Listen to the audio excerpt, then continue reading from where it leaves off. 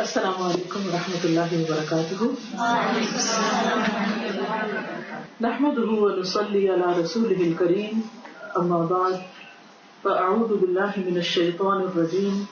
بسم اللہ الرحمن الرحیم. رب اشرح لي صدری ويسر لي امری واحلل عقدۃ من لسانی یفقهوا قولی. ہر انسان اپنی زندگی میں کسی نہ کسی طرح کے خوف کا شکار ضرور ہوتا ہے. کسی طرح غم بھی انسان کی زندگی کا ایک تجربہ ہے. بعض اوقات ہم بغیر جانے بغیر کسی وجہ کے بھی اندیشوں کا شکار رہتے ہیں. کوئی بظاہر آبویس ریزن نہیں ہوتی ہمارے سامنے، لیکن ہمیں کچھ فکریں ستائے رکھتی ہیں، دل بوجھل ہوتا ہے، یا انجانا سا ایک غم کا احساس یا اداسی کا احساس ہونے لگتا ہے. یہ انسانی زندگی کا ایک حصہ ہے. ہم اس پر کسی حد تک تو قابو پا سکتے ہیں، لیکن مکمل طور پر نجات حاصل نہیں کر سکتے، اس سے چھٹکارا نہیں پا سکتے. اس لیے کہ دنیا ہے ہی امتحان کے لیے، اور یہاں ہر شخص کا امتحان ہو رہا ہے، اور جب تک ہم زندہ ہیں یہ امتحان جاری رہے گا. ہمارا ہر دن دوسرے دن سے مختلف ہوتا ہے. بہت سی چیزیں ہمارے بس میں نہیں ہوتی، ہمارے کنٹرول میں نہیں ہوتی. جو چیزیں ہمیں نظر آتی ہیں، مثلاً یہاں سے ایک چیز اٹھا کر یہاں پر رکھی جا سکتی ہے، لیکن دل کی بدلتی ہوئی حالتیں، ان پر قابو پانا بہت مشکل ہوتا ہے. اور یہی سے انسان کو احساس ہوتا ہے کہ خلق الانسان ضعیفا، کہ انسان کمزور پیدا کیا گیا ہے. ہم کتنے بھی پڑھے لکھے ہوں، کتنے بھی دیندار ہوں، عبادت گزار ہوں، کسی بھی مقام اور مرتبے پر پہنچ جائیں، ہم یہ نہیں کہہ سکتے کہ ہمیں غم نہیں چھو سکتا، ہم کسی چیز سے نہیں ڈرتے، چاہے کوئی دعویٰ بھی کرے، لیکن ہم وہ غم ساتھ رہتا ہے. حضرت یعقوب علیہ السلام جو اللہ کے پیغمبر تھے، پیغمبر کے بیٹے تھے، پیغمبر کے پوتے تھے. یوسف علیہ السلام کے کھو جانے کے بعد ان کی کیا کیفیت تھی، ان کی کیا حالت. ان کے لیے ایک بہت بڑا امتحان تھا، اور زندگی کے کئی سال تک یہ امتحان جاری رہا. لیکن غم کی اس کیفیت میں وہ کرتے کیا تھے؟ وہ لوگوں کے سامنے اس کا رونا نہیں روتے، لوگوں سے شکایت نہیں کرتے. وہ کہتے تھے کہ انما اشکو بثی وحزنی الی اللہ واللہ بصیر بالعباد، کہ میں اپنے غم اور دکھ کی فریاد اپنے رب سے کرتا ہوں. اور یہی ایک خوبصورت طریقہ ہے کہ انسان اپنے دل کے دکھ، اپنے دل کے راز، اپنے دل کے غم، اپنی پریشانیاں اپنے رب کے سامنے رکھے. اسی طرح خوف کا معاملہ بھی، مستقبل کے انجانے خوف، اندیشے، اپنے بارے میں، اولاد کے بارے میں، حالات کے بارے میں، آخرت کے بارے میں، کوئی نہ کوئی خوف ہمارے سامنے آتا رہتا ہے. ہم کسی نہ کسی چیز کے بارے میں سوچ کر بہت پریشان بھی ہو جاتے. ایون ہم جب بہت خوش بھی ہوتے ہیں تو آپ نے دیکھا ہوگا کہ خوشی کے بعد ایک دم ہمارے دل پر ایک عجیب سا بوجھ سا آتا ہے. مثلا ہم کسی مجلس میں ہوتے ہیں، وہاں ہم نے کیا اچھا کیا کیا نہیں کیا اس وقت ہمیں احساس نہیں ہوتا. ہم ایسے ایک جوش میں ہوتے ہیں کہ ہمیں بعض اوقات کسی کی بھی چوٹ محسوس نہیں ہوتی، اور ہم بھی کسی کو جو چوٹ لگاتے ہیں ہمیں پتہ نہیں چلتا کہ ہم نے کیا کی. لیکن آپ نے دیکھا ہوگا کہ جو ہی آپ جا کے گاڑی میں بیٹھتے اور آپ گھر جاتے ہیں، واپس لوٹتے ہیں، تو آپ کو ایک ایک بات یاد آنے لگتی ہے کہ میں نے یہ کیوں کیا، میں نے اس کو یہ کیوں کہہ دیا، یا اس نے مجھے یہ کیوں کہہ دیا، یا اس نے جو یہ بات، فلاں نے جو یہ بات کہی تھی، تو اب اس کا ہوگا کیا. یہ وہ کیفیات ہیں، یہ وہ چیزیں ہیں کہ جن کا تجربہ ہم میں سے ہر ایک کو ہوتا رہتا ہے. ایسے موقع پر کرنا کیا چاہیے؟ پہلی بات یہ کہ ہوتا کیوں؟ یہ ہوتا ہے ہمارے امتحان کے لیے، ہماری آزمائش کے لیے. قرآن مجید میں اللہ تعالیٰ فرماتے ہیں وَلَنَبْلُوَنَّكُمْ بِشَيْءٍ مِّنَ الْخَوْفِ وَالْجُوعِ وَنَقْصٍ مِّنَ الْأَمْوَالِ وَالْأَنفُسِ وَالثَّمَرَاتِ وَبَشِّرِ الصَّابِرِينَ الَّذِينَ إِذَا أَصَابَتْهُمْ مُصِيبَةٌ قَالُوا إِنَّا لِلَّهِ وَإِنَّا إِلَيْهِ رَاجِعُونَ أُولَٰئِكَ عَلَيْهِمْ صَلَوَاتٌ مِّن رَّبِّهِمْ وَرَحْمَةٌ وَأُولَٰئِكَ هُمُ الْمُهْتَدُونَ. ہم ضرور تمہاری آزمائش کریں گے. وَلَنَبْلُوَنَّكُمْ، اس میں نبلونکم میں لام بھی تاکید کا ہے اور نون بھی، نون ثقیلہ جو ہے یہ بھی تاکید کا ہے کہ ضرور تمہارا امتحان ہوگا. یہ ہو نہیں سکتا کہ کوئی شخص اس دنیا سے پار کر جائے بغیر امتحان. کبھی خوف ہوگا، کبھی بھوک ہوگی، کبھی کسی چیز کی کمی ہوگی، کبھی پھلوں کی، کبھی مال کی، کبھی جان کی، کبھی کوئی انسان چلا جائے گا، کبھی بزنس میں کوئی لاس ہو جائے گا، کبھی کسی اور طرح. یہ ہوگا ضرور. اچھا یہ تو ہوگا، دس از اے فیکٹ. اور یہ بھی نہیں کہ ایک دفعہ ہوگا، بار بار بھی ہو سکتا ہے. اور یہ بھی نہیں کہ کوئی ایک چیز ہو، ساری چیزیں بھی ہو سکتی ہیں. بعض لوگوں کو اوپر تلے ان میں سے ہر ایک چیز کٹھی آ جاتی، بعض لوگ وقت سے. لیکن ایک چیز آپ نے دیکھی ہوگی کہ ہر آنے والا وقت گزر جاتا ہے. مجھے یاد ہے کہ کچھ سال پہلے میں کینیڈا سے آئی تھی اور واپس جا رہی تھی اور وہاں دبئی میری فلائٹ تھی. تو میں رو رہی، بہت اداسی تھی مجھے جانے کی. اور میں سوچی تھی کہ میں واپس کب آؤں. ظاہر ہے کہ ایک اسلامی ملک، اپنے لوگ، وہ ایک بات ہی کچھ اور ہوتی ہے، اور کہیں ایسی جگہ پر جانا اور ایک کام کے لیے جانا ایک اور کیفیت ہوتی ہے. بہرحال جس حال میں بھی اللہ تعالیٰ رکھے. یہاں اکثر جہاز بہت اڑتے ہیں، آپ سب کے نوٹس میں آتے تھے. جب جہاز اڑتا ہے تو مجھے وہ اپنی کیفیت یاد آتی ہے کیونکہ وہ وقت تھا جو گزر گیا. اور اگر آج میرے دل پہ کوئی کسی قسم کا بوجھ ہے تو یہ وقت بھی گزر. جب وہ تکلیف کا وقت ہوتا ہے تو ہم سمجھتے ہیں کہ پتہ نہیں ہمارے ساتھ کیا ظلم ہو گیا ہے اور یہ کیوں ہو گیا ہے اور یہ نہیں ہونا چاہیے تھا. لیکن جب پلٹ کے ہم دیکھتے ہیں تو ایک خواب سا نظر آتا ہے، ایک خیال سا ہوتا ہے اور وہ گزر چکا ہوتا ہے. اور پھر ایسے زندگی میں کتنے ہی وقت آتے ہیں کہ جب ہم روتے بھی ہیں، ہم اداس بھی ہوتے ہیں، ہم غمگین بھی ہوتے ہیں، ہم ہرٹ بھی ہوتے ہیں، ہم خوف اندیشے کا شکار بھی ہوتے ہیں. لیکن ان میں سے کون سا وقت ہے جو باقی رہا؟ تو دس شیل ٹو پاس، یہ بھی گزر جائے. مگر اس وقت مجھے کیا کرنا چاہیے؟ اس میں اللہ سبحانہ تعالیٰ نے جو ہمیں قرآن پاک میں طریقہ بتایا، یا ایھا الذین آمنوا استعینوا بالصبر والصلاۃ، صبر اور صلاۃ دو چیزیں ہیں. ایک طرف انسان اپنے ساتھ کام کرے، اپنے آپ کو تھام کے رکھے، اور دوسری طرف صلاۃ، دعا، نماز، اللہ کا ذکر، اللہ کی یاد، اللہ کے آگے روئے، اللہ سے مانگے. کیونکہ یہ وہ وقت ہوتا ہے کہ جب انسان کے ایمان جانے کا خطرہ ہوتا ہے، یا ایمان میں خلل آنے کا خطرہ ہوتا ہے، یا انسان کسی بھی غلط راہ پہ چل سکتا ہے. یعنی دکھ، غم اور تکلیف تو اپنی جگہ ہے، وہ تو ہے ہی تکلیف دہ، لیکن اس سے زیادہ پریشانی کی بات جس کا ہم سب کو فکر ہونا چاہیے کہ امتحان کے ساتھ انسان کسی کفر یا شرک کا ارتکاب نہ کر بیٹھے. اسی لیے نبی صلی اللہ علیہ وسلم یہ دعا مانگا کرتے تھے کہ اللہم انی اعوذ بک من الکفر والفقر، کہ کفر اور فقر دونوں سے. انسان کہتا ہے کہ اچھا فقر تو ٹھیک ہے لیکن کفر کیوں؟ ہم تو مومن ہیں. لیکن حقیقت یہ ہے کہ فقر انسان کو کفر کی طرف لے جاتا ہے، اور کفر بھی مائنر کفر بھی اور میجر کفر بھی ہے.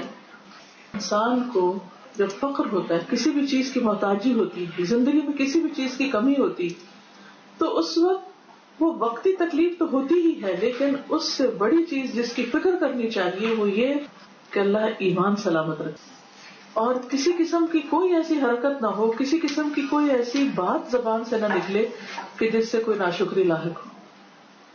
کیونکہ کفر ناشکری کے معنی میں بھی آتا ہے. بعض اوقات ہم ویسے تو کفر نہیں کرتے لیکن یہ کہ ناشکری کر جاتے ہیں، ناشکری کے کلمات بول جاتے ہیں، زبان سے کچھ کہہ دیتے ہیں، دل میں کچھ آنے لگتا ہے. تو ایک مومن کی شان کے خلاف ہے یہ چیز بھی. مومن کو تو پہلا سبق ہی یہ سکھایا جاتا ہے اور دن میں کئی بار اس کو ریپیٹ کرایا جاتا ہے کہ الحمدللہ، کہ سب شکر اللہ کے لیے، تعریف اللہ کے لیے، اور سب سے پہلے وہ اللہ ہی کو یاد کرتا ہے. اور اسی طرح صرف ناشکری نہیں، بعض اوقات انسان نادانی میں ایسے کلمات زبان سے نکال دیتا ہے کہ جس سے اللہ، اس کے رسول، اس کی کتاب یا اس کے دین کی بے ادبی ہوتی ہے، ادب اور احترام کے خلاف بات ہوتی ہے. یا پھر دل میں ایسی شکایت آنے لگتی ہے کہ انسان عبادت میں کمی کر دیتا ہے، یا پھر جو اچھے کام کر رہا ہوتا ہے وہ چھوڑ دیتا ہے، یا اگر کسی بندے کی طرف سے کوئی تکلیف پہنچ رہی ہے تو اس کا حق ادا نہیں کرتا، اس پہ ظلم شروع کر دیتا ہے، یا اس کے ساتھ کسی قسم کی زیادتی کرنے لگتا ہے. ساری چیزیں انسان کے عمل میں نقصان کا ذریعہ بنتی ہیں. کہ بعض اوقات انسان غم کی ایسی کیفیت میں ہوتا ہے کہ اسے یہ نہیں پتہ چلتا کہ نماز میں کیا پڑھ رہا ہے, یہ کسی سے بات کر رہا ہے تو کیا کر رہا ہے. یعنی اس کے ہوش و حواس گم ہونے لگتے ہیں, اور ہوش و حواس کا جانا کسی بھی غم اور دکھ اور تکلیف کی وجہ سے یہ بھی انسان کے لیے ایک نقصان دہ چیز ہے. اور انسان کو کچھ پتہ نہیں کہ اس حال میں وہ سروائیو بھی کرے یا نہ. بعض اوقات انسان کسی ایسی بیماری کا شکار ہو جاتا ہے, اس کا نروس بریک ڈاؤن ہو جاتا ہے, بعض اوقات ہارٹ اٹیک ہو جاتا ہے, بعض اوقات کچھ اور ہو جاتا ہے, تو نہیں معلوم کہ کس کا کب آخری وقت ہو, تو دنیا سے اللہ کے بارے میں حسن ظن لے کر جائے, بدگمانی کے ساتھ نہ جائے دنیا سے, کیونکہ آگے ملاقات اللہ ہی سے. اور جس چیز پر انسان کا خاتمہ ہوگا اسی چیز کے ساتھ وہ اٹھے گا بھی, اسی چیز کو پھر وہ فیس کرے گا. کیونکہ مرنے کے بعد دل کی حالت نہیں بدلتی, جو اسٹیٹ آف ہارٹ ہے, اگر نفس مطمئنہ ہے تو قبر میں بھی مطمئنہ ہے اور حشر میں بھی اطمینان کی حالت میں اٹھے گا. اور اگر مرتے وقت وہ اللہ سے بدظن ہے اور ایک قلق اور اضطراب کی کیفیت میں ہے, ایک گلٹ کے ساتھ جا رہا ہے دنیا سے, تو وہ گلٹ ساتھ چلے گی. تو اس لیے بہت ضروری ہے کہ انسان روزمرہ اپنا محاسبہ کرتا رہے, تزکیہ کرتا رہے, اور اپنا جائزہ لے کے اپنا سیلف انالیسس کرتا رہے کہ کہیں کوئی کمی بیشی تو نہیں آ رہی اس نفس مطمئنہ میں. یہاں ایک اور چیز کا بھی خیال رکھنا چاہیے کہ جو لوگ تو دین کی طرف آ جاتے ہیں, دینی مجلسوں کا اہتمام کرتے ہیں, ایمان والوں کی صحبت میں بیٹھتے ہیں, تو ان کو ایک کافی سہارا مل جاتا ہے. لیکن بعض لوگوں کا دین سے کوئی خاص مضبوط تعلق نہیں ہوتا, ان کے لیے وہ وقت اور بھی زیادہ آزمائش کا ہوتا ہے. ایسے میں ہم سب کو اپنے قریب کے عزیزوں, دوستوں, رشتے داروں کی خبر رکھنی چاہیے کہ جب کسی پہ غم ہو, دکھ ہو, تکلیف ہو, تو ان کو تنہا نہ چھوڑیں, ان کی مدد کے لیے تیار رہیں. کہیں ایسا نہ ہو کہ وہ اس وقت, اس آزمائش کی گھڑی میں, اس امتحان کے وقت میں کوئی ایسا بول دے کہ پچھلے سارے کیے کرا کے پانی پھر جائے. اسی لیے مسلمان پر جو حقوق ہیں ان میں نہ صرف یہ کہ سلام کا جواب دینا, چھینک کا جواب دینا, بلکہ مریض کی عیادت کرنا اور جنازے کے پیچھے جانا, اور اگر کوئی فوت ہو جائے تو پیچھے والوں سے تعزیت وغیرہ کرنا, یہ بھی مسلمان کا حق ہے. کیونکہ ہوتا یہ ہے کہ جب کوئی شخص بیمار ہوتا ہے تو اس کے اوپر مایوسی آنے لگتی, اور مایوسی جو ہے وہ کسی حال میں بھی پسندیدہ نہیں, چاہے کوئی بیمار ہو یا کسی اور مشکل کا شکار ہے. کیونکہ انہ لا ییأس من روح اللہ الا الکافرون, اللہ کی رحمت سے صرف کافر ہی نا امید ہوتے ہیں. مومن ہر حال میں پر امید رہتا ہے. لیکن اگر کسی کو ایسی بیماری آ گئی کہ جس سے اس کو پتہ چل رہا ہے کہ سروائیول ممکن نہیں, تو بھی اسے اللہ کی رحمت سے مایوس نہیں ہونا چاہیے. اسے یہ یقین ہونا چاہیے کہ یہ اگر مجھے جانا ہی ہے اس بیماری کے ساتھ, تو یہ بیماری بھی اللہ کی طرف سے ایک رحمت ہے کہ مجھے یہ پاک کرنے والی, میرے گناہوں کا کفارہ کرنے والی. تو اس وقت بھی اس کی سوچ مثبت رہے گی. اور اسی طرح اگر زندگی میں کسی بھی چیز کی کمی ہے تو اس وقت بھی انسان کو مثبت سوچنا چاہیے کہ اس میں ضرور کوئی خیر ہے, اللہ نے کسی مشکل سے مجھے بچا کے رکھا ہے. اور اگر انسان کے دوست, احباب, رشتے دار اور آس پاس کے لوگ کسی کے اندر ایمان نہیں, تقویٰ نہیں, تو مشکل اوقات میں لوگ ایک اور قدم آگے پھسل جاتے ہیں, اور وہ شرک کی طرف, وہ اللہ کو چھوڑ کر غیر اللہ سے مدد مانگنے لگتے ہیں. اگر آپ دیکھیں تو دنیا میں شرک کی جو بڑی بڑی قسمیں ہیں وہ یہیں سے جنم لیتی ہیں. مثلا لوگوں کو پاگلسٹی کا شوق ہوتا ہے, کیا جاننا چاہتے ہیں, کیا دیکھنا چاہتے ہیں, کیوں اس میں اتنا انٹرسٹ لیتے ہیں, کیوں وہ ہاتھ دکھاتے ہیں, کیوں وہ کسی نہ کسی طرح غیب کی خبریں معلوم کرواتے ہیں. It's not just out of curiosity. ہوتا یہ کہ بیک آف مائنڈ کے کہیں کوئی حادثہ تو نہیں ہونے والا ہمارے ساتھ, یا کوئی پیچھے کوئی پریشانی تو نہیں آئے گی, کیا ہمارا مستقبل سیف ہے, محفوظ ہے, اور ہمیں کیا ملے گا, اور شادی کہاں ہوگی, اور بچے کتنے ہوں گے, اور وغیرہ وغیرہ. جو اسکول کالج میں سب بچے ایک دوسرے کو دیکھ دیکھ کے ہاتھ بتا رہے ہوتے ہیں. چاہے کچھ معلوم ہو یا نہ ہو. اور بعض اوقات وہ چیزیں دماغ میں رہ بھی جاتی ہیں اور انسان اسی طرح سوچنے لگتا ہے اور وہی ڈھونڈنے لگتا ہے اور ادھر ہی مڑنے لگتا ہے. اس اعتبار میں اتنے خراب ہے. پھر اسی طرح آپ دیکھیے کہ علم نجوم کے علاوہ ارواح جو ہوتے ہیں، جو جن کے پاس سود سیر جو ہوتا ہے اور جا کے ان سے لوگ پوچھتے ہیں، تو کب جاتے ہیں ان کے پاس؟ کبھی غور کیا آپ نے؟ لوگ نجومیوں کے پاس کب جاتے ہیں؟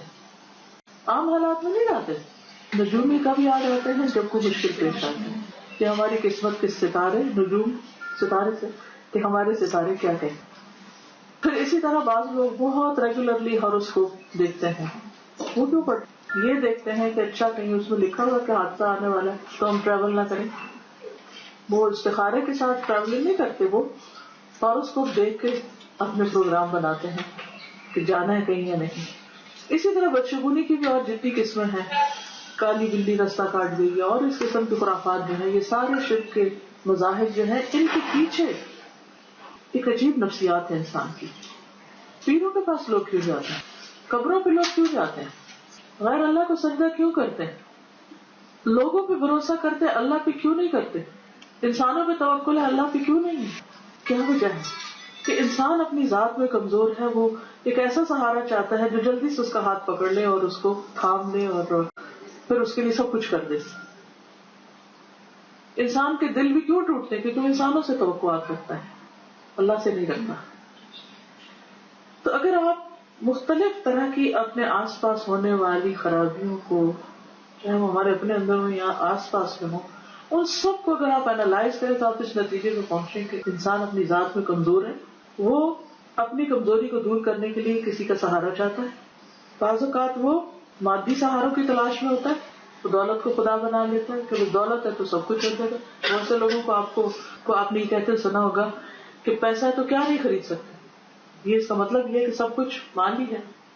لیکن قرآن مجید اگر ہم پڑھیں تو پتہ چلتا ہے کہ باغ والوں کے 2 قصے بیان ہوئے ہیں، ایک سورۃ القلم میں اور ایک سورۃ الکہف میں. کہ کس طرح ان کو اپنے مال پہ بھروسہ تھا، لیکن اللہ تعالیٰ نے اس کے ساتھ کیا کیا. اور اس وقت انہیں کہا ہے یا لیتنی لم اشرک بربی احدا، کاش میں اپنے رب کے ساتھ کسی کو شریک نہ کرتا.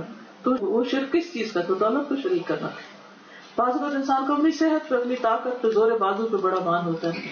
بعض اوقات اپنے عہدے پہ یا کسی رشتے دار کے کسی عہدے یا اتھارٹی یا اس پہ بڑا مان ہوتا ہے. یہ کام ہمارے لیے کیا مشکل ہے، ہم فلاں کو کہہ دیں کہ کام ہو گئے. اور اس میں اللہ کا کہیں نام یا ذکر یا کوئی کسی قسم کی کوئی چیز ایسی نہیں ہوتی. ایسی صورت میں انسان کو ہمیشہ، یعنی ٹھیک ہے غم اور دکھ کی تکلیف کے وقت آپ دعائیں مانگیں، اللہ کو یاد کریں، ذکر کریں، لیکن دوسری طرف ساتھ ہی انتہائی محتاط رہیں. کہ جیسے بعض کو پتا نا کہ آپ کوئی بیمار ہوتا ہے تو فوراً ڈاکٹر کیا لگاتے ہیں، مختلف چیزیں لگا کے ٹیسٹ کرتے ہیں، بلڈ پریشر دیکھنے لگتے ہیں، بلڈ ٹیسٹ کرنے لگتے ہیں مختلف. تو وہ ٹیسٹ اس وقت میں جیسے کوئی بھی ایمرجنسی ہو تو اپنے ایمان کا بھی ایسے ٹیسٹ کریں کہ کہیں کوئی گڑبڑ تو نہیں، کہیں سوچ میں کیا رہی ہوں، بول میں کیا رہی ہوں، لوگ کیا کہہ رہے ہیں. ایون بعض اوقات لوگ انتہائی غلط شرکیہ بات کہہ رہے ہوتے ہیں اور ہم ہاں کر رہے ہوتے ہیں، انجانے میں ہاں کر رہے ہوتے ہیں، حالانکہ ہمیں پتا ہوتا ہے یہ غلط کہہ رہا ہے، لیکن ہمیں بھول جاتا ہے کہ ہم نے اس پہ ہاں نہیں کرنی. ہم جسٹ کرٹسی کے طور پہ کسی کو اور وہ بولے چلے. اس وقت انسان کو یا خاموشی اختیار کرنی چاہیے اگر موقع نہیں ہے سمجھانے کا، کیونکہ بعض ایسے حادثات ہوتے ہیں کہ اس میں انسان ایسی مذہبی بحثیں نہیں چھیڑ سکتا اور نہ دوسرا مانے گا. معاملہ کچھ اور کچھ سے کچھ بن جائے گا، فتنہ فساد کھڑا ہو جائے گا. وہاں خاموش رہنا چاہیے اور یا پھر یہ کہ زبان سے کہنا چاہیے کہ سب کچھ تو اللہ کے ہاتھ میں ہے. کیونکہ ہوتا یہ کہ جب کوئی ایسا مسئلہ ہوتا ہے تو لوگ طرح طرح کے مشورے لے کے آ جاتے ہیں اور وہ سولوشن بتانے لگتے ہیں اور وہ بتاتے ہیں کہ ہاں فلاں کے ساتھ ایسا ہوا تھا اور وہ فلاں کے پاس چلا گیا اور اس نے 2 دن میں حل کر دیا اور فلاں نے یہ وظیفہ پڑھا اور فلاں نے ایسا کیا. تو شرک کے ساتھ بدعات بھی چلی آتی ہیں اور بدعات میں جب انسان پڑتا تو وہ بھی انسان کو گمراہی کی طرف لے جاتی ہے اور وہ بھی انسان کو الٹیمیٹلی نقصان کی طرف لے جاتی ہے. تو اس لیے بہت ضروری ہے کہ قرآن و سنت کی روشنی میں ہمیں یہ معلوم ہو کہ کس موقع پر کیا کرنا ہے، کیونکہ یہ ہو نہیں سکتا کہ کسی مسئلے کا حل اللہ تعالیٰ نے نہ اٹھایا.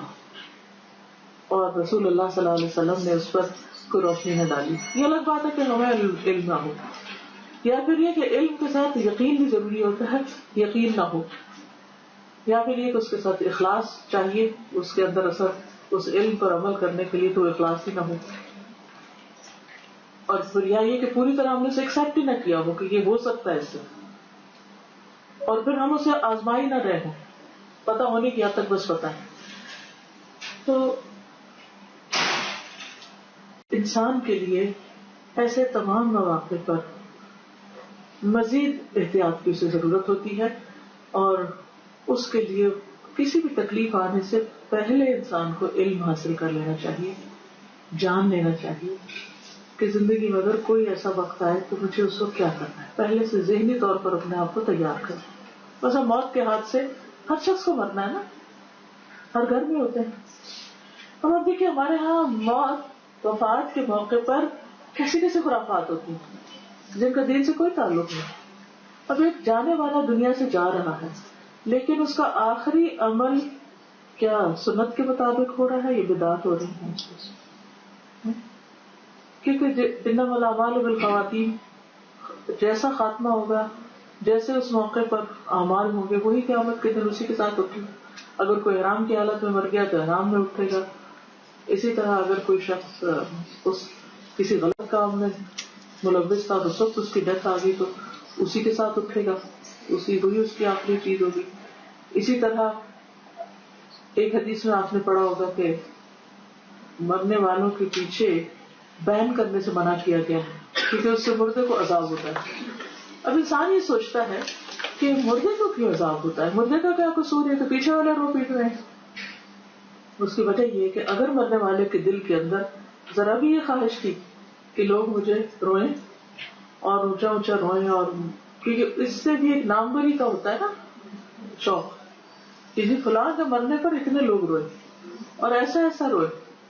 تو ہمارے یہاں بھی بعض اوقات باقاعدہ رونے والے بلائے جاتے ہیں, اور میں نے خود اپنی آنکھوں سے ایک جگہ دیکھا تھا کہ کچھ پروفیشنل ہوتے ہیں, جیسے شادی کے موقع پر گانے والے پروفیشنل ہوتے ہیں نا, تو رونے مرنے کے وقت میں کچھ پروفیشنل ہوتے ہیں, وہ آگے مخصوص قسم کے راگ لگاتے ہیں اور پھر روتے اور رلاتے ہیں. اور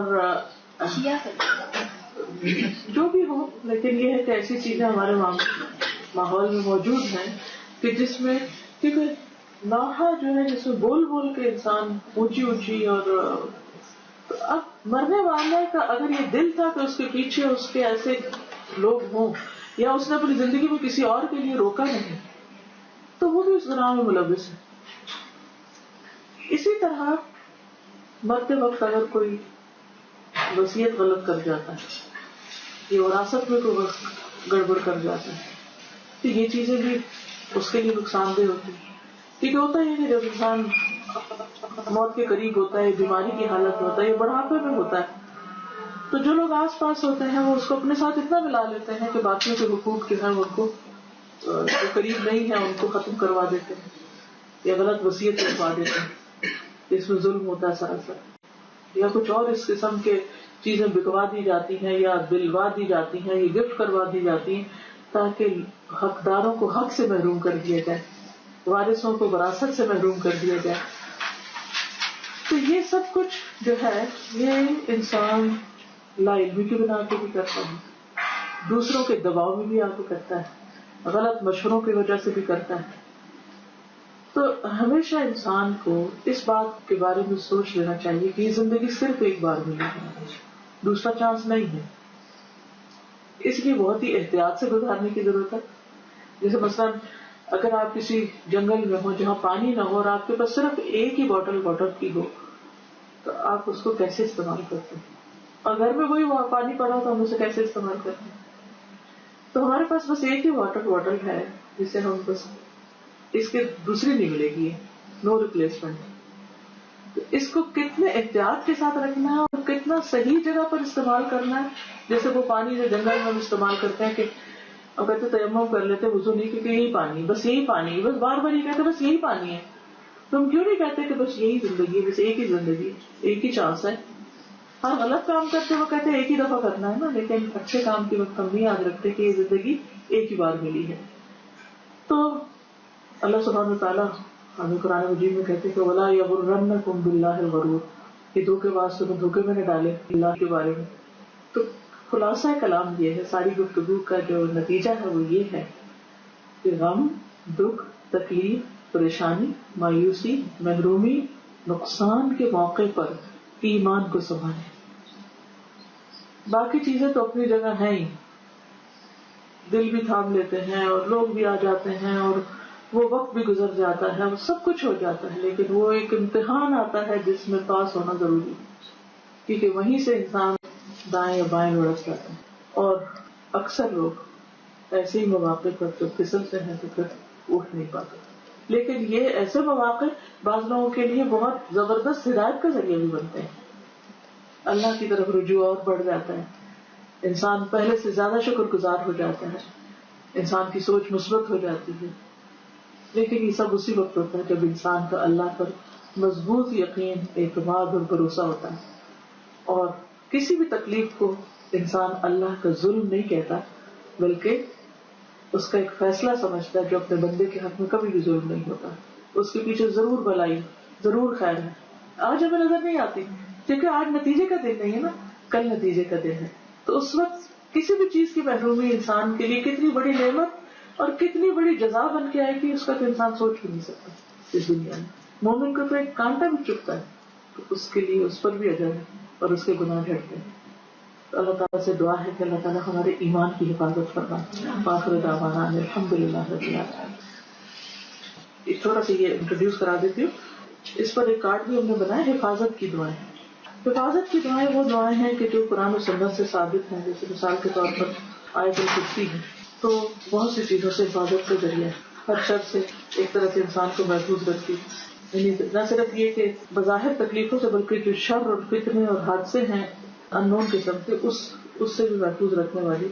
اسی طرح سورۃ البقرہ کی آخری 2 آیات میں صحیح حدیث سے پتہ چلتا ہے کہ نبی صلی اللہ علیہ وسلم کو یہ خاص طور پر عطا ہوئی تھی اور آپ نے فرمایا کہ جو ان کو رات کے وقت پڑھ لے وہ اس کو کافی ہو جاتی. رات کا اندھیرا جو ہے وہ انسان کے لیے انسان کو خوف زدہ کرتا ہے. بہت سی پریشانی انسان کو رات کو ہی یاد آتی ہے. کبھی آنکھ کھل جاتی تو پھر اس کو اور زیادہ پریشانی ہوتی. جب بھی آپ حفاظت کی بات کریں تو حفاظت سے مراد صرف دنیاوی حادثے نہیں، ہمیشہ ایمان اور یقین اور اخلاص اور تقوی اور اچھے اخلاق، ان سب کی حفاظت بھی ذہن میں رکھا کریں. پھر اسی طرح سورۃ اخلاص ہے، معوذتین ہے. سورۃ اخلاص جو ہے وہ جنت میں لے جانے والی ہے کہ اللہ کی توحید کا ذکر ہے اس میں. اب سوال یہ پیدا ہوتا ہے کہ تکلیف کے وقت اور فتنے اور ان چیزوں سے بچنے کے لیے سورۃ اخلاص کیوں؟ کیونکہ انسان کا اور زیادہ اللہ پر یقین پختہ ہوتا چلا جاتا ہے اور انسان کے توکل میں بھی کمی آتی ہے تو وہ بھی اللہ کے حق میں کمی ہے ایک طرح سے. پھر معوذتین ہے. بہت سے لوگ جن کو یہ فکر ہوتی ہے کہ ہم کو جادو ہو گیا یا نظر لگ گئی یا اور اس طرح، تو وہ پھر میوزیشینس کے پاس چلے جاتے ہیں. جادو کا توڑ تو جادوگر سے کرواتے ہیں، اس سے منع کیا گیا ہے. جادو کا توڑ قرآن مجید کی آیات سے تو درست ہے لیکن جادوگر سے نہیں. کیونکہ جادوگر کون ہے کہ جو آپ کی کوئی دھاگوں پہ گرا لگائے یا پھر ایسے چیزیں منگوائے کہ جو سنت سے کہیں ثابت نہیں اور ان کے اوپر کوئی عمل کرے یا کسی چیز کے اوپر کوئی کچھ باندھ کے یا کچھ لگا کے ان کو کہیں پھینک دے، دبانے کو کہے یا اس قسم کی چیزیں. پھر اسی طرح یہ ہے کہ نبی صلی اللہ علیہ وسلم سے کچھ دعائیں منقول ہیں جیسے بسم اللہ الذی لا یضر مع اسمہ شیء فی الارض ولا فی السماء وهو السمیع العلیم اعوذ بکلمات اللہ التامات من شر ما خلق. پھر اس طرح نیند میں اگر کوئی ڈر جائے، رات کو خوف آئے، اس کے لیے دعائیں موجود ہیں. اگر کوئی دشمنی کر رہا ہے، تکلیف دیتا ہے، نقصان دیتا ہے تو اس کے لیے بہترین دعائیں موجود ہیں. اللہم اکفنیہم بما شئت، اللہم انا نجعلک فی نحورہم ونعوذ بک من شرورہم. کہ بے وجہ کوئی شخص آپ کے خلاف بولتا رہتا ہے اور اسی طرح باز نہیں آتا اور آپ کو نقصان دیتا ہے. اسی طرح یہ ہے کہ اگر انسان تقدیر کے شر سے ڈرتا ہے، ایک بری تقدیر سے ڈرتا ہے تو اس کے لیے بھی دعا ہے اللہم انی اعوذ بک من جہد البلاء ودرک الشقاء وسوء القضاء وشماتۃ الاعداء. اسی طرح شر صرف باہر نہیں ہوتا، شر انسان کے اپنے اندر میں ہوتا ہے تو اس سے بھی بچنا چاہیے. اللہم انی اعوذ بک من شر سمعی ومن شر بصری ومن شر لسانی، اللہ مجھے میری زبان کے شر سے بچا، ومن شر قلبی ومن شر ولی، پھر برے وقت، برے ساتھی، بری جگہ سے، اللہم انی اعوذ بک من یوم السوء ومن لیلۃ السوء ومن ساعۃ السوء ومن صاحب السوء ومن جار السوء فی دار المقام۔ پھر اسی طرح یہ دعا بڑی زبردست ہے، اللہم انی اعوذ بک من جار السوء ومن زوج تشیبنی قبل المشیب ومن ولد یکون علی ربا ومن مال یکون علی عذابا ومن خلیل ماکر عینہ ترانی وقلبہ یرعانی اذ رأى حسنة دفنها وإذا رأى سیئة اضاعها۔ ترجمہ سنا دیتی۔ اے اللہ میں آپ کی پناہ مانگتا ہوں برے ہمسائے سے اور ایسے ساتھی سے جو بڑھاپے سے پہلے مجھے بوڑھا کر دے، اور ایسی اولاد سے جو میرے لیے وبال ہو، اور ایسے مال سے جو میرے اوپر عذاب بنے، ایسے مکار دوست سے جس کی آنکھیں اور دل میری نگرانی کرتے ہیں۔ اگر مجھ میں کوئی خوبی دیکھے تو اس کو اپنے تک رکھے، کوئی خامی دیکھے تو چرچا کرے۔ پھر اسی طرح اخلاقی کمزوریوں سے بچنے کے لیے دعا ہے، اللہم انی اعوذ بک من العجز والکسل والجبن والبخل والحرم والقسوة والغفلة والعیلة والذلة والمسکنة واعوذ بک من الفقر والکفر والفسوق والشقاق والنفاق والسمعة والریاء واعوذ بک من الصمم والبکم والجنون والجذام والبرص والسیئ الاسقام۔ یہ بہت ساری دعائیں ہیں کہ جن کو اگر انسان پڑھتا رہے اور قبولیت کے اوقات میں، تہجد میں اور مختلف مواقع پر، تو انسان ایک تو یہ کہ شر اور فتنے سے بچا رہتا ہے، دوسرا یہ کہ اگر زندگی میں کوئی تکلیف آ گئی ہے تو بھی انسان اللہ کو مضبوطی سے تھام لیتا ہے تو ایمان کی حفاظت ہوتی ہے۔ تو اس کو ایک کارڈ کی شکل میں بھی چھاپا گیا ہے اور انٹرنیٹ پر سائٹ پہ بھی موجود ہوگی۔ جب میں یہ دعائیں پڑھتی ہوں تو میں حیران ہوتی ہوں کہ نبی صلی اللہ علیہ وسلم نے کچھ چھوڑا ہی نہیں، ہر چیز کا احاطہ کر لیا۔ اگر بلیو میں اگر یہ دعا نہیں سامنے ہم مانگنے میں بیٹھے تو کہ اچھا اور کیا مانگنا ہے، یا ختم ہو جاتی ہیں، یاد ہی نہیں آتا اور کیا مانگنا ہے۔ ہم تو اپنا اتنا بھی نہیں بھلا چاہ سکتے کہ ہمیں ضرورت کیا کچھ ہے یا ہمارے لیے نقصان دہ کیا کچھ ہے۔ تو اس کی بہترین طریقہ حفاظت کا یہ ہے کہ انسان دعا کے ذریعے اللہ کو تھام لے، ایاک نعبد و ایاک نستعین اہدنا الصراط المستقیم۔ سبحانک اللہم و بحمدک نشہد ان لا الہ الا انت نستغفرک و نتوب الیک۔